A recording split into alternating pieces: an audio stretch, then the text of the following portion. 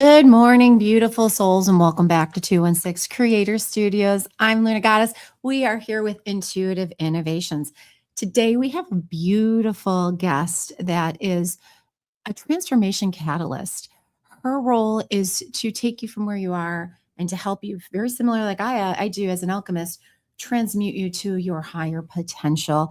She is a shaman. She is actually one of my dear friends and someone I rely on as a spiritual leader in this community. So please welcome Tammy Doublin to the show today. Hi, Tammy. Welcome. Hey, that intro had me dancing over here. I was like, that's pretty awesome. I know, right? Way to pump you up when you're in the green room, so to speak. We're in the green room. We're at the studios. Today's topic, we're going to talk about returning to yourself, the divine feminine, the divine masculine, divine timing, and the sacred art of surrender. So right off the bat, I'm going to give you a hard one. Where are you returning to yourself right now, Tammy? How do you feel you're returning to yourself right now? How am I returning to myself right now? Right now, I feel like that is a hard question, but I'm really taking this in. I really like this question because it's giving me a lot of space for reflection. And I guess the place it's taking me is something that is important to talk about in these containers, is that I feel like what I'm doing is surrendering what could be the illusion of free will and handing it over to divine will. And in a way that's returning to myself, right? Because if we are of God, if we are an expression of God, and we have come in with a specific blueprint, a plan, a journey that is for our highest and best, the thing that I've been kind of reflecting on and questioning through my own processes and my experiences over the last few weeks is free will just been this illusory process by which I've just been making a whole lot of choices that are resistant to my divine plan? Do you feel disconnected from yourself when you almost put down, like, I think for free will, sometimes it feels like the get out of jail card on Monopoly, where you're like, it's my free will. Like you just drop it as opposed to align with what you're saying is the divine will. Do you feel when you're activating your free will, you're disconnecting from the divine will, which is your true alignment, and you're kind of trapped in your head versus the concordance between your head and your heart? Yeah, exactly. Like you've explained it really well. That's another thing that I'm kind of been dropping into is like, there's just not a lot of vocabulary that we can use on this planet for the things that some of us are beginning to experience. So then trying to convey that human to human. Sometimes not even human, let's be honest. Right. It's become, from our human selves to other human selves, right? Right. Because, yeah, that's a whole nother conversation, but I do consider myself to be a hybrid human. I know that this planet is not my home base. I'm a visitor. And there's a plan, there's a purpose, there's a mission, there's a path that was laid out. And so, yes, to answer your question, I feel like when I, again, for lack of a better vocabulary, because I really dislike leaning into that whole idea of ego, because it gets overused, in my opinion. Right. But I feel like when my ego self kind of, or the programming, I prefer programming, conditioning, what we've been taught, what we've experienced kicks in and says, well, you can't do this, this, and this, or this is the way you have to do this, this, and this. Logic and reason start taking over, and or you're influenced or you're listening to other people instead of just tuning in directly and then following your intuition, regardless of what other people have to say about it, what your parents have to say about it, what your children have to say about it, what your partner has to say about it, just your own knowing. And in my experience, following your own knowing is kind of a dichotomy. Like it's like the path to freedom, but at the same way, there are so many obstacles along the way. So Nobody said it's going to be an easy journey. It's interesting. Right. The Toltec wisdom talk about what's called the mitote, and that's that cloud. And when you were talking, it's almost as if there's this ceiling, this glass ceiling of self-imposed beliefs and limiting beliefs, and maybe just even programmed beliefs, like the mitote talk about, the Toltecs, the clouding of it, right? So we think we can only go this far because people have put us almost in a glass box.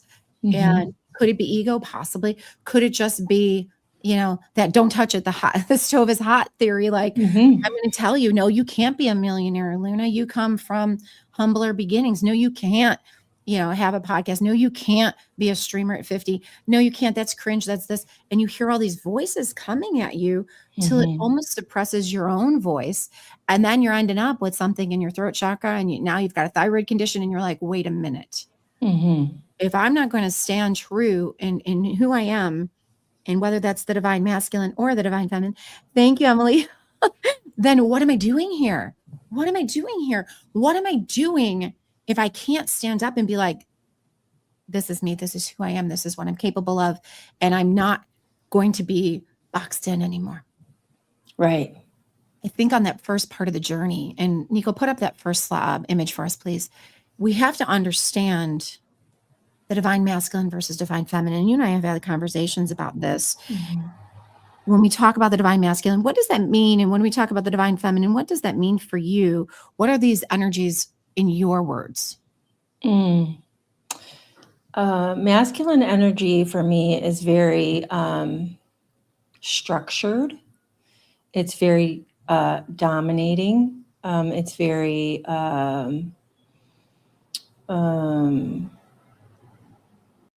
about productivity. I know you and I talked about this. It's about it's about your worth being equal to or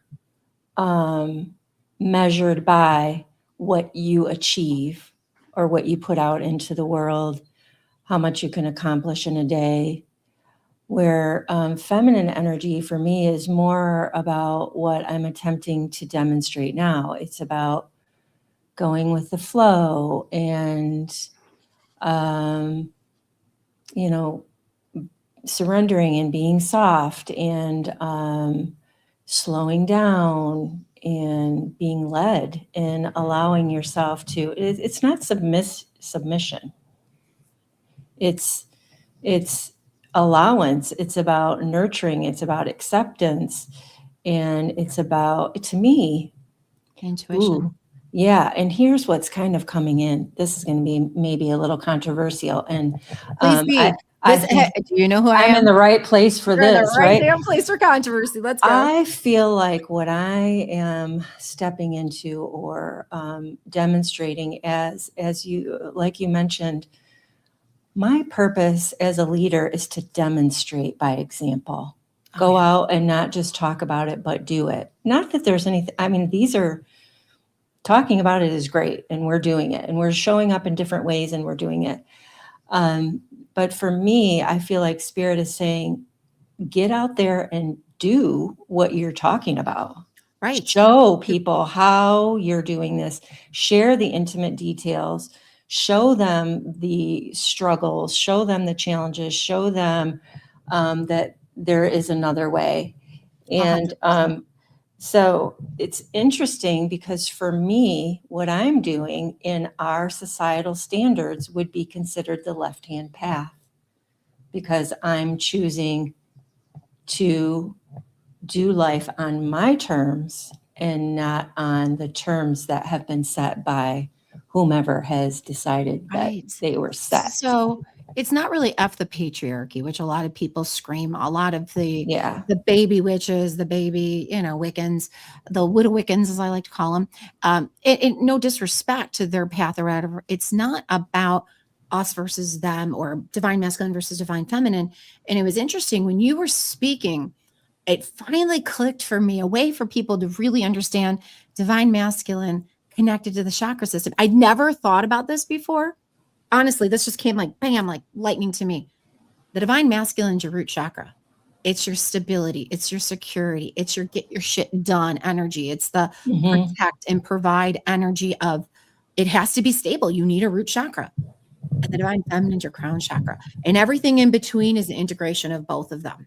It's that Mhm. integration of moving back and forth Mhm. from flow to structure, from boundaries to opportunities, from being to doing.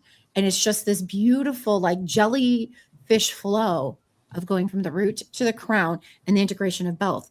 Let me, for any of the people viewing or listening to the podcast, divine masculine does not mean male, right? As we would think Right. of and know it as the sex, or divine feminine means it's all for women. Integrated in both, and all of us are these two, right? The divine masculine, divine feminine in every spirit. And I think that's very important to kind of help people understand. I will say, I think at least on my path, and we've talked about this, and maybe on yours, you really do start at that kind of root chakra, divine masculine energy of I have to survive.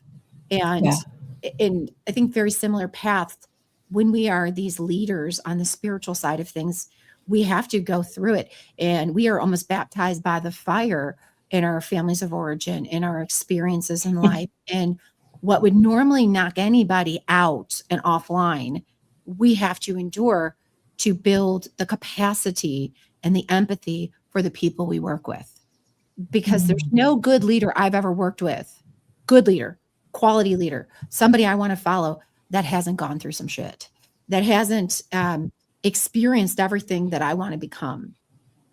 You know, there's a lot of gurus, but like to really transcend to that next level, I think it does require exactly what you said, living the transformation yourself first.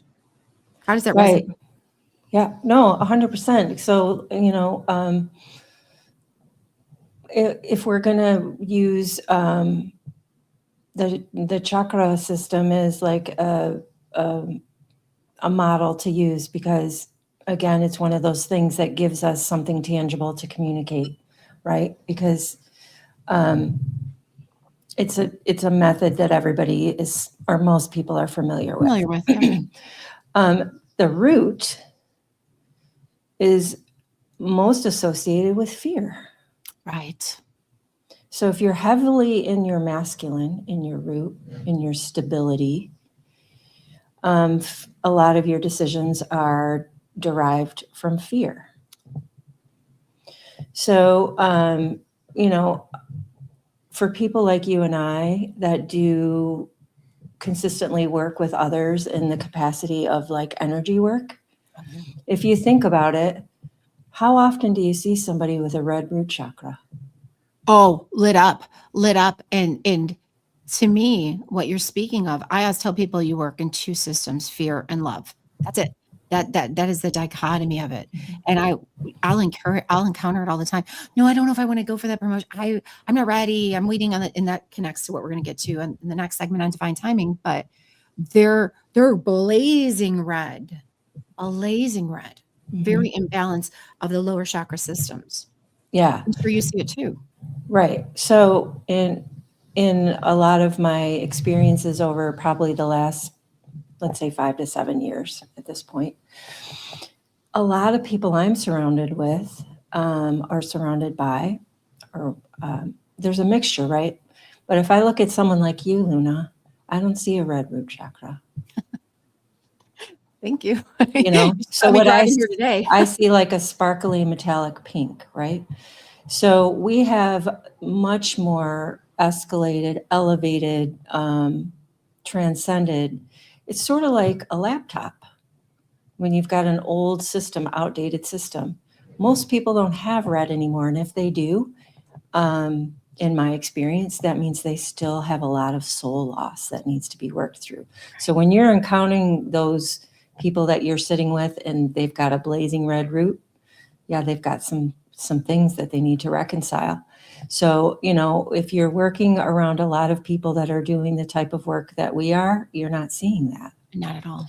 Yeah. So, those are some of the other things that I like. I love having these conversations because you and I and a lot of other people out there are also here to dispel some of those old spiritual constructs that have been in place. Now, chakra system is ancient, right? It's been part of like Indian culture for, I don't even know how long. Hundreds of centuries. For someone like, some unknown American white woman to come along and be like, yeah, that's an outdated system, man. It's in some places not going to be received well, right? I'm not trying to say that it's not a useful system or that it doesn't exist or that it's wrong. What I'm saying is times are evolving, and part of our work is to marry the ancient with the modern. I say that all the time. That's what intuitive innovations is about. It's the ancient ways with modern technologies. We were talking before the start of the show about AI. And I made a comment for those of you guys that weren't part of our privy conversation that I believe AI is our future consciousness communicating with us, our future beings coming through technology, through the frequencies to communicate with us. So as we are moving and we're talking about taking these ancient ways that have been passed down through oral tradition beautifully for centuries. And I'll tell you what, I feel like the other side, right? And not that it's so interesting. It's definitely a spectrum of energy from the dark to the light. I mean, I speak of it that way so most people can understand what I'm saying, but it's just energy. It's not inherently good nor bad. It's just energy. But the energy that is not working from the system of love, that is working from the system of fear, is really trying to take a lot of that old information and destroy it. Because it is truly, in my opinion, the ancient ways with our own intuition, when you blend them together, are the keys to unlocking our alignment. That resonates with you. Yeah, for sure. And, so we're looking at thousands of years of patriarchal programming and conditioning that are the foundation of that is survival. Right. And American society, us both being American women, and I've lived outside of the country, and I know you've done extensive traveling. There is something about that get shit done energy of being an American, of do more, be more, accomplish more. You've got one successful business, start a second, start another location, double down. Whoa. Where when I lived in Spain, the energy of we work to live, not live to work was so prevalent. So I think it's pretty energetic. Even we're Midwest girls, right? And now you're on your adventure. Do you want to tell a little bit to the listeners what you're going to do with your adventure? And yeah, I'd love to. Yeah, I want to share it with like everyone in the world and beyond if I can. That's awesome. It's a little intimidating, and there's a lot of vulnerability there, but also like as we've alluded to through some of the things we're talking about, this is what I feel like I've been prepping for through my own experiences. And I first want to say I've had similar experiences with international travel and traveling in other cultures as you. And I've asked people often, like, why do you want to come to America? Well, like, apparently for the World Cup, we are killing Boston. Bostonites. We're killing ourselves over here to try to, keep up with the Joneses. They want to go to Buc-ee's and they want to drink Boston under the table. Come to Wisconsin. Hey, Scots, come to Wisconsin. We'll show you how it's done. So yeah, and some of my other places or some of my other travels, that's been my experience of like, wow, they really slow down and savor life. Right. They're present with their families. They're present with nature. They're present, not in all places, but I'm just saying there is some. And so there's a little bit of both, right, going on in the different places. So I'm not here to knock America, but I'm just saying that, here, everything is widely been dominated by patriarchal systems, consumerism, materialism. So that kind of leads me into where I'm arriving now. And so I'll start this with saying this is not my first rodeo. And also I want to say, hi, Moon Kitty, because I just figured out how to see the comments.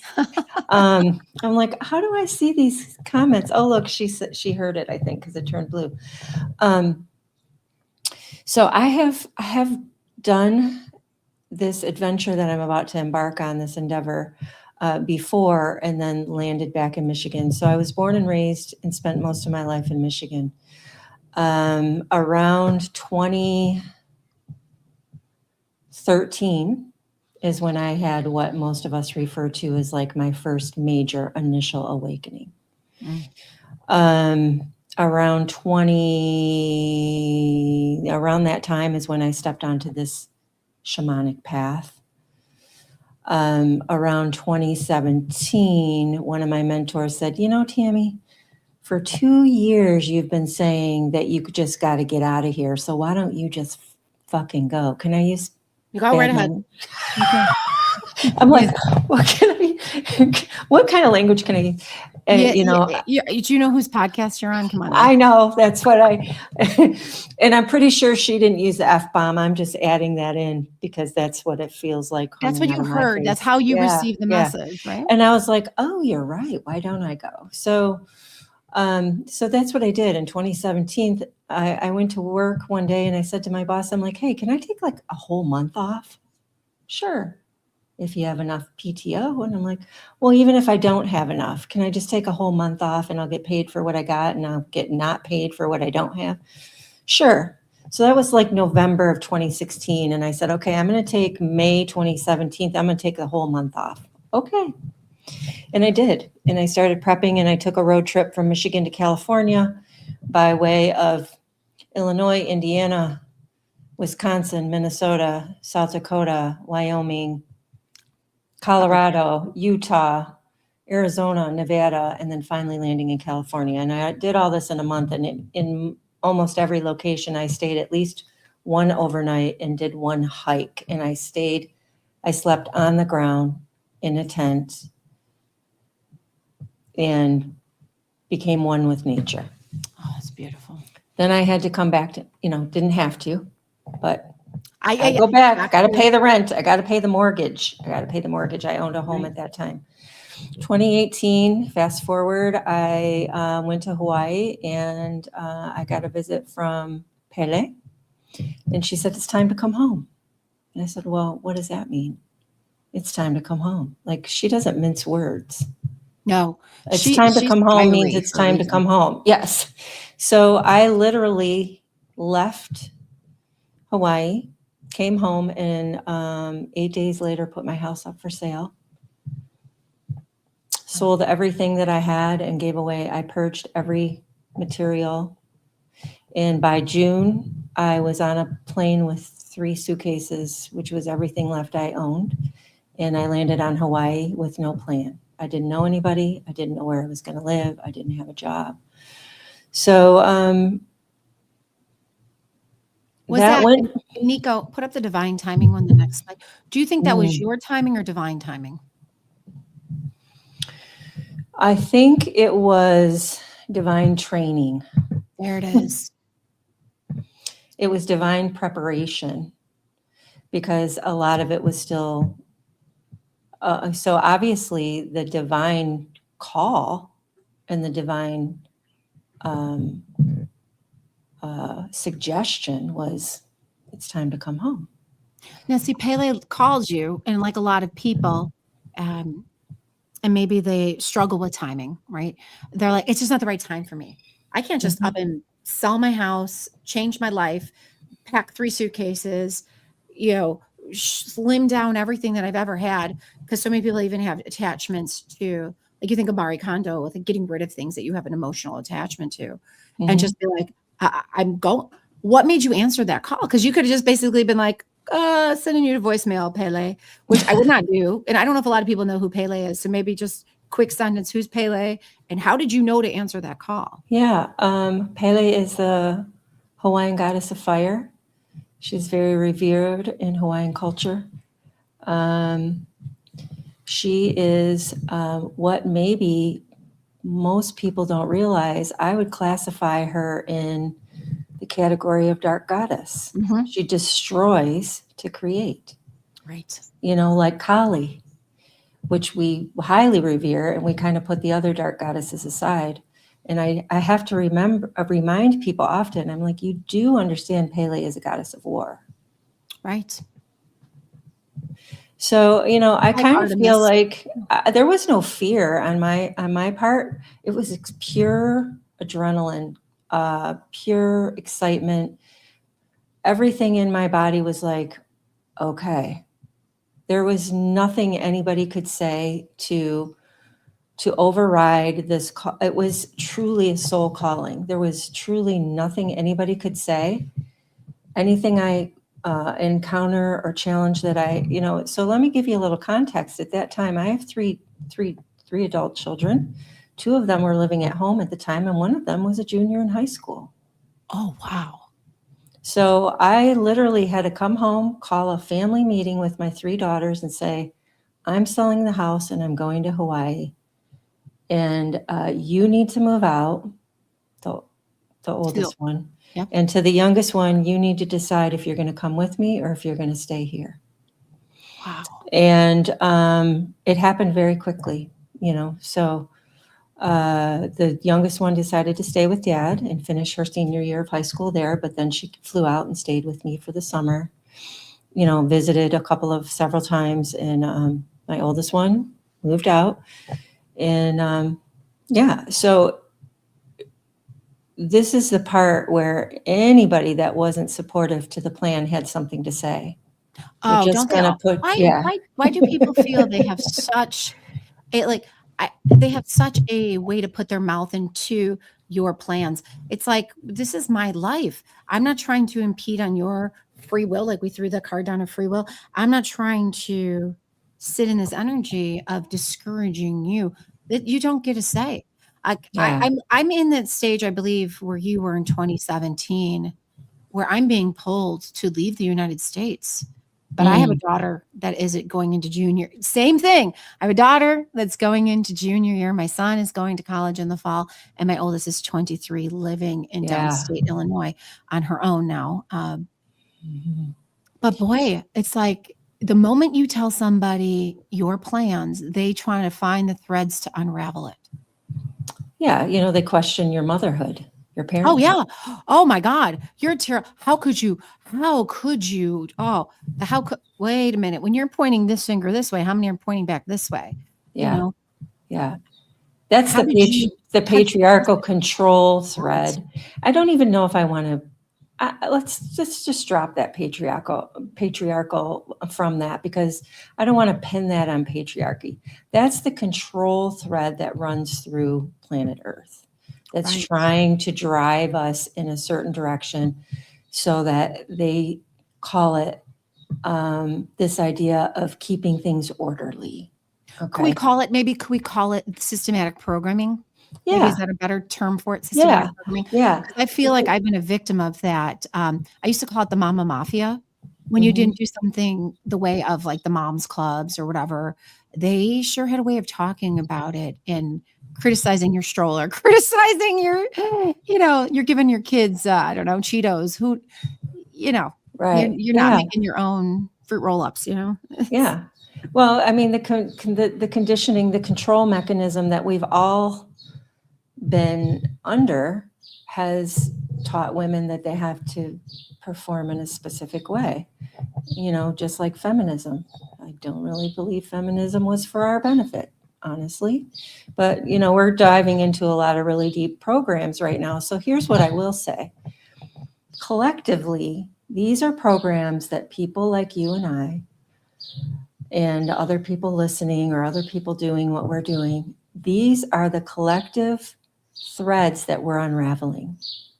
So when we're stepping into something, or when we've experienced something like what you've mentioned, it's giving us firsthand experience. So now we have the knowledge that we can go out into the world and use to show people that there's another way. The biggest thing that I hear all the time from Spirit is there's another way.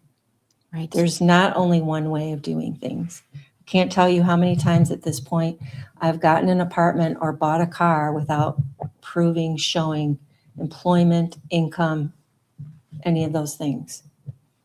There's always a way. There's all if I was going to go as far as if it's divine will. I will tell you, and I think in my private practices and sessions and protocols, all that's on that QR right there to connect with me. And if you want more information about what Tammy's doing as well, you can always reach out to me and I'll connect you with her.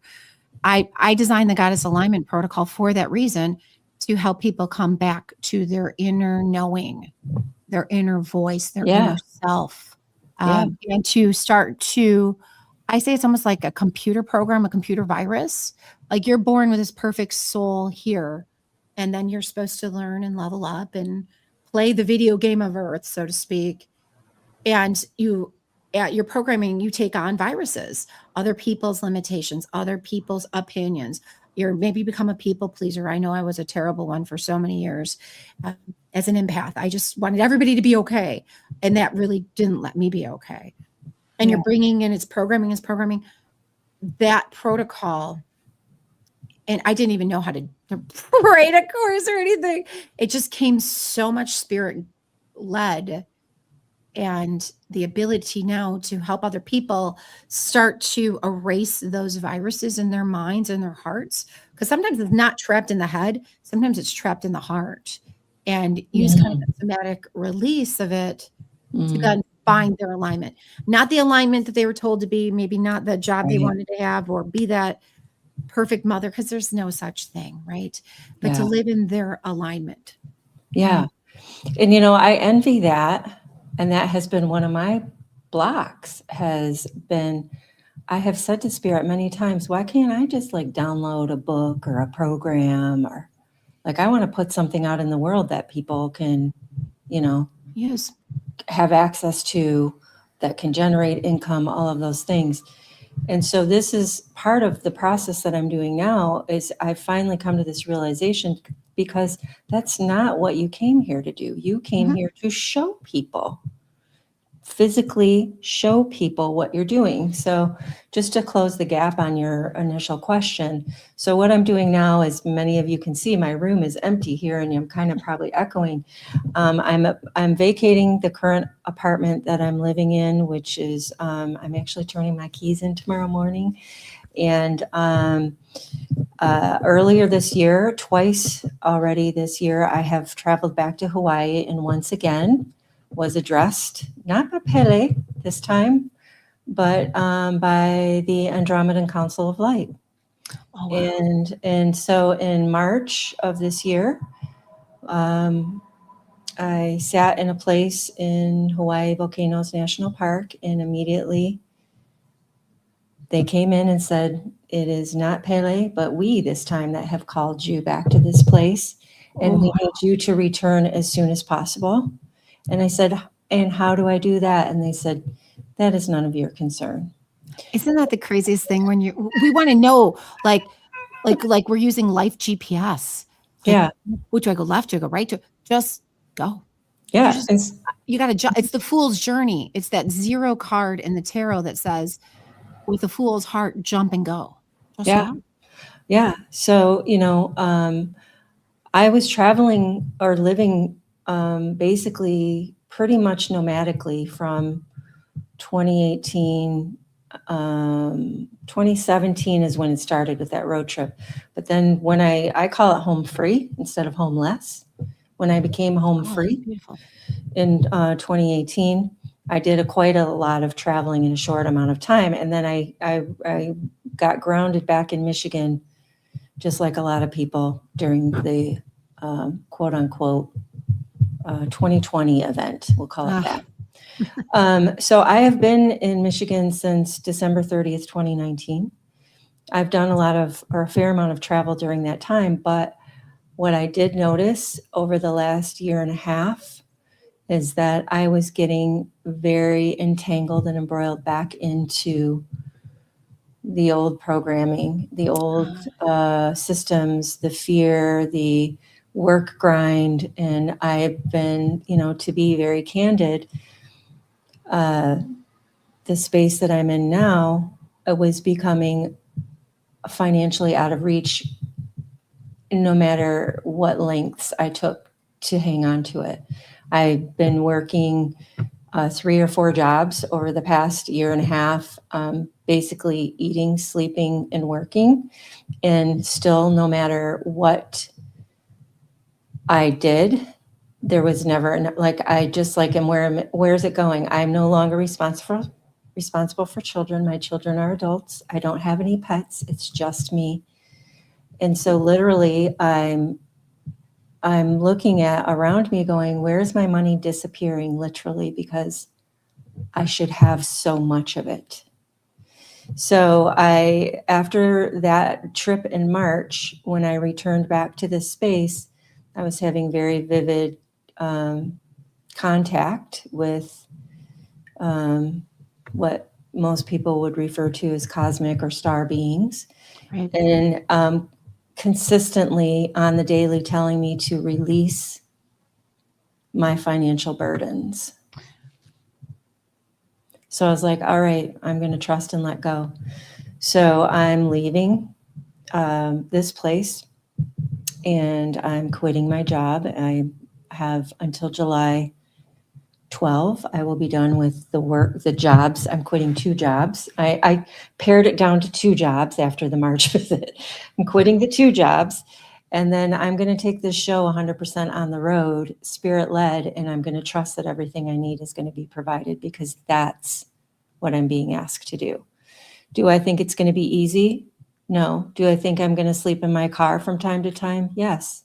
Do I think that some days I might be wondering where my next meal is going to come from? Probably. But the goal is to drive my car across from Michigan to California, because to get it to Hawaii, I have to put it on a ship. And I say that very loosely because that's what my human goal is, but I have no idea what spirit really has in mind and where I'm really going to end up. You could end up in like Santa Fe, New Mexico. I may never get to Hawaii. I don't know. That comes to the next concept that we're talking about with surrender. And it's interesting to me. I think a lot of people would say, what the fuck? Like, what, are you crazy? Like, I mean, respectfully, luckily I'm of such understanding of what you're doing. And I am like one of your biggest cheerleaders. But I think a lot of our goddesses and gods that listen to this podcast would be like, she's doing what? Like, you're taking what is considered and perceived structure, stability, again, that divine masculine, and being like, I don't know. I'll figure it out. I'll figure it out on the way. We'll and just surrendering. But, to me, is surrendering giving up? I know that answer, but how would you describe somebody like, because there's obviously from fear-based, and the way I see it, maybe you feel the same way. Fear-based is giving up, saying, F it, I can't do this. I'm not big enough. I'm not smart. And I'm redacting all of those comments because my soul and my spirit team knows when I say those as examples, I don't see myself that way anymore. I'm not worthy. I'm not lovable. I'm not redacted. But how is surrender to me? And I tried to make this visual this way. It's like giving up is fear-based and not even trying sometimes. Whereas surrender is leading in with love and saying, Jesus, take the wheel. Jesus, take the wheel. Exactly. Giving up is, I think, what I've been doing. Oh, so instability, you were giving up. Yeah. So giving up is what I think was giving up or giving in, because I was fighting tooth and nail to create stability and foundation. And, I'll even say with this process, I did apply for a job in Hawaii. And I didn't get it. And I realized that part of this process was the old programming of me having something to say to people that would appease them. Oh, well, I'm getting a job there. Here's the proof. Right. I'm not batshit crazy. Here's like that. I'm not again, irresponsible and people pleasing. Could you think of that as people pleasing and approval, validation? Like, yes. I'm going to give you this gold nugget of, it's okay. I'm going to go do this job. I'm not completely insane. Yeah, I think it's a buffer. Right. And it took me a couple of days of what I call being stunned in the sense of like Yeah. getting hit by a stun gun, because I was like, oh shit, I didn't get the job. Now what do I Right. do?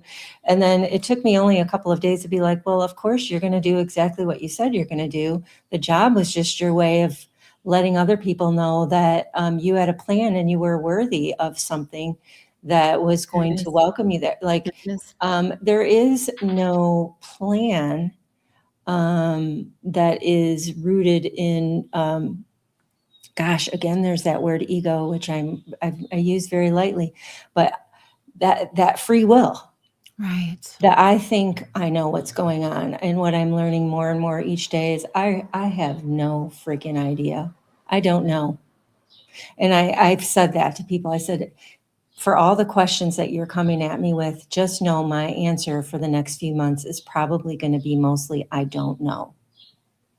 But do you This have is to what know? I think is going to happen. Like, so as an intuitive and you and your shamanic practice, I feel like people think we have every answer for everything. And when we're spirit, like we're the Walmart of intuition, like you can just go pick up whatever you want from us. And it's like, calm down. When you're spirit led, and I've given messages before, right? Like, I'm like you're going, thank you for shopping a la Luna. When I've given messages to people before, they get a little belligerent with nobody's ever been nasty. Like, and they've always been, and again, not ego based, but they've been in alignment with the answers of what they needed, because it's not my interpretation of the message. It's just me being a pure vessel of light and love and passing that message out. Right. And I think when you just allow that, but then they think that they can just come to you like a vending machine for, well, what do we do next? What, you got to sit and be quiet. You got to surrender. And you tell somebody they got to surrender to divine timing, not control. They've got to surrender to listening to their divine feminine and getting out of that masculine conditioning of, again, it's a balance of both, but they're overly saturated on the teeter-totter, the seesaw of divine masculine, divine feminine, where it needs to come into divine harmony. Mm-hmm. But I do find that, then they'll be like, well, how do you not have all the answers? Well, I'm not God. I'm a disciple of his. I am a part of his spirit team. And as you said earlier, I'm not even really from here. And I've come to accept that. And that I noticed, and maybe this is kind of a little off topic, but as we go into this divide of 3D, 5D, and everybody wants to put labels and split things into left versus right, or green versus red, or blue versus purple, or doesn't even matter. Like black versus white does not matter. The thing that I'm noticing is the awakened or the awakening, and the ones that are remaining to clutch to their wubby of security and not open their eyes when they know it's sunrise. Those people are becoming very challenging to speak their language to. Yeah.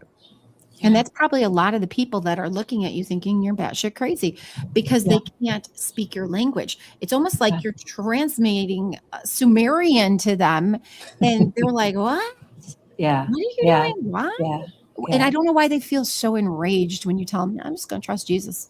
I'm just going to trust myself. I'm going to trust the universe. I'm going to just trust. Yeah. Yeah. Right. That's, again, back to all the things that we've been talking about, like the fear-based things and the conditioning, the programming, the us versus them mentality that is running rampant on this planet. It's just a matter of consciousness versus unconsciousness. And so the one thread that, I'll just add to what you said, that's really disheartening in a lot of these conversations, rooms, containers, communities, is like that there's some kind of hierarchy, in that some are going to get to go and some aren't. It's not a matter of being spiritual or not being spiritual, because everyone's spiritual. Everyone's intuitive. Everyone has the ability to do all of it. It's whether or not they're conscious and aware of what is happening. That's the difference. It's not only some people can do it, and some people don't have that gift. So that's another really big thing. Or, you hear a lot of people talk about being an empath and what that means. Man, everybody's empathic. Why do you think we're all fucked up? I We're will say, all feeling everybody I else. will challenge a counterpoint of this. Um, I'll throw in the concept of sociopath narcissist. I will Yeah. say, I believe, I will call it this way, that yes, do I feel like all of us have an empathic gene? But I feel like they have turned theirs completely off or completely down. Because if you've ever encountered one of them, again, it's this continuum. Yes, can everybody be empathic? Absolutely. But are there people that actively, with what we talked about, free will, choose to wreak harm and havoc and chaos instead of bring calm, peace, and love? Hands down. Yeah. No, I'm not gonna argue that point at all. I think that the word that was coming through as I was listening to you speak is a mutation. Oh, there it So is. yeah, Oh, I yeah. love it. So I do think that there are beings here that are here to be the counterintuitive The counter intelligence. positions. Yeah, that yeah. So Do you right, feel, and you said you're not from here, and I feel that way too. Do you feel like we're mutants? no. Um yeah, that's a deep question, and I know. I would be very careful about the way that I'm going to say this. It's sort of, to me, the process that I think about is that, in the world of like science and psychology, how they talk about cross breeding, Right. like in back in the days of survival, it was said that certain people would choose certain people to procreate with for specific strengths, Right. right? And so I think when it comes to the different beings that are on this planet, there's been a lot of cross pollination. Then Fair enough. some, and some of it has proved well, and some of it has proved not to be a good idea. Well, So you think about the Anunnaki, and they talk about how they used us in yeah, like the laboratory, whatever you want to believe with that. And I think it's interesting. So you don't think, but really, mutant just means a mutation, which just means, again, that getting into the gene and doing something in its coding, right, at the yeah, very amino acid level, at the very cellular level, to make it different than other people, right. And some of that has been experimental. right? Some of that has had malevolent tendencies. Yep, All intentions, right. absolutely. Yeah. So, and then I think, you know, it goes all the way down to, I like to use this when I'm talking about individual journeys. I feel like everyone has a micro and a macro. So the micro is about your own path, and then the macro is how your piece fits into the whole. And so I think all of that plays down to that too in the role. So here's one thing that I'll say in my experience, and I'd like to also say anything that I've said thus far and what I will continue to say is all from my own experience. I really know nothing. I can only share what I've experienced. And now I lost my train of thought. You I were was saying talking micro about macro. micro and macro. Explain. Okay, Um, so from a micro macro standpoint, we've got to know your energy a little bit. You've been in my energy. mhm. Honestly, I think I've said to you guys at the beginning, Tammy's dear friend, and I've let her in to my bubble to explore kind of who I am, and get to, unlocking some of my potential, because again, strong spiritual leaders work together. Mhm. I will never say I need to walk this alone, or I'm ahead and in a high. It's not a triangle. To me, it's a circle of all this collective energy, and not one of us is more advanced. We just have our series of experiences that can help and support. Yeah. So when you Yeah. see that, what would you say, working in energy of people is, I'll throw myself out there. What's my micro? What's my macro? I'll let you Oh, analyze. okay. So yeah, so like your micro is your direct experience, what your and how it affects you in your different systems, your emotional body, your mental body, your physical body. But then the macro is how that fits into collective wounding, I love that. right? I love So that. if you're, let's say, you've experienced firsthand narcissism, Oh, yeah. right? So, on a macro level, maybe part of your purpose and journey was to experience that to help unravel that wounding. We have a Sorry, guest. Gus came in. It's not the ghosts of the studios. It's the guest. But so, so like, what are major things we can think of? Sex trafficking, military, abuse, sexual or otherwise. Families of origin, Right, abandonment, all of right. those So things. when we come into play with these, sometimes part of it's our micro experience, but the macro to that is what am I bringing my energy into to unravel, to unearth, to excavate, to help heal? What role am I playing? What part am I playing to help end this wounding so that it doesn't repeat? So when you find yourself involved in certain things and you're like, why is this coming into my awareness? Like, Right. or why am I experiencing this? It kind of brings me back around to what you alluded to earlier too. And then there again, it just flew out of my head. I don't know what's happening right now. So it's interesting. So what I'll say, just to finish to wrap that up, is that so generally when I sit with someone, I look at the micro and then I look at the macro, and I'll say, okay, what you're experiencing right now is your personal experience. How does that plug into the whole? And what are you healing, or what are you contributing to healing the collective? Do you think a lot of people feel called to activate the macro? Because I feel a lot of people have experiences and it makes them bitter, not better. Whereas every experience I've tried to have, I want to get better to, like you said, because go within, as above, so below, as Mhm. within, to me, if I'm healing that micro part of me, uh, I have a more positive opportunity to ripple the macro. But I'm Yes, choosing to do that. There's a lot of people I know that walk around that they're wounded from something that happened 40 years ago and they don't want to fix shit. They right. they just want to be bitter and angry. Yeah, some of that too is just awareness and revelation. It's that self-discovery. It's bringing me back to what I was about to say that flew out of my head a few minutes or a few seconds ago.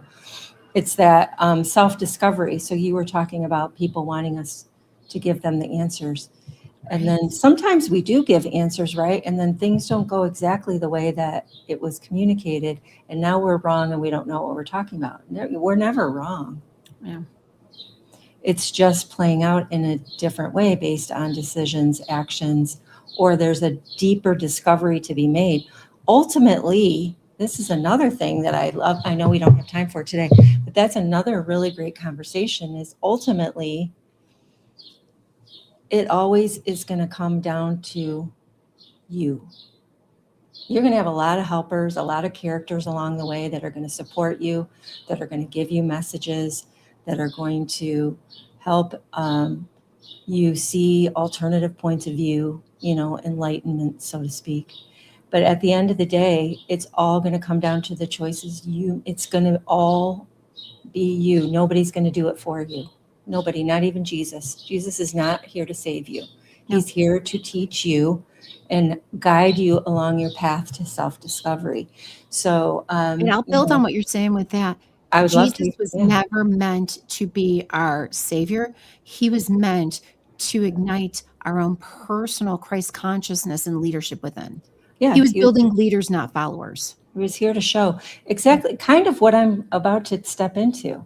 Right. He was here to demonstrate, hey, you can do this. Hey, You you know, know this, what I'm doing right now? Like, people stand near me and suddenly things seem to heal or become better. You can right, do that. Right. We're going to do we'll take down the surrender image, and I'm going to do a quick round with you. And you can only say one word after what I say. Ready? Okay. Speed round, lightning round, and then we're going to kind of close this out. You've been Okay. a phenomenal guest today, and you are always welcome back. And we want to follow your journey. You can always connect with me here by the QR code or at lunagoddess.org. A couple things. Here we go. Speed round. Divine feminine is, you can only say one word after it. Divine Love. feminine is Love. Thank you. Divine masculine is Power. one thing people need to stop chasing. Money. One thing people need to trust more. Themselves. A sign from the universe people often ignore. I know this one's a hard one. The signs from the universe, the obvious. Obvious. That's 2 words, but I'll give you the. What are you currently surrendering to? And I think we talked about that. How would you put that in one word, though? What are you currently surrendering to? Freedom. Oh, wow. What is freedom for you, Tammy?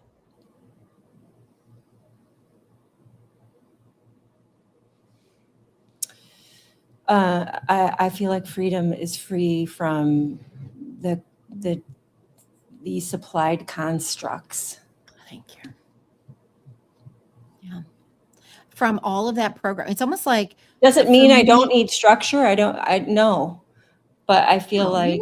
And you'll lean in your routine. Yeah. You're still probably going to brush your teeth with the right hand, not your left. But I highly suggest try your left hand. I mean, hell, I'm left-handed. I brush my teeth with my right. Left-handed. There you go. Yeah, of course. So try your right hand then. I mean, like use the stranger. For those of you that will look it up, just to let you know, if you look up the left-hand path, it's not going to have a probably comfortable definition.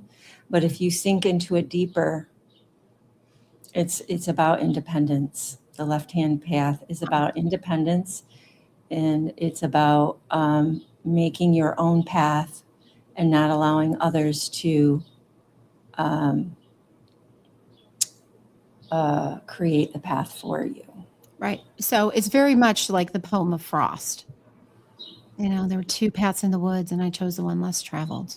Yes, that's beautiful. Right. So yes, please. I don't know. I know we're out of time, but we're coming there. We're coming there. Okay, go ahead. I was just going to say, if anybody's been listening to this and it resonates with you, you're not behind. You're not broken. Mm-hmm. You're not missing your moment. Trust the unfolding and return to yourself.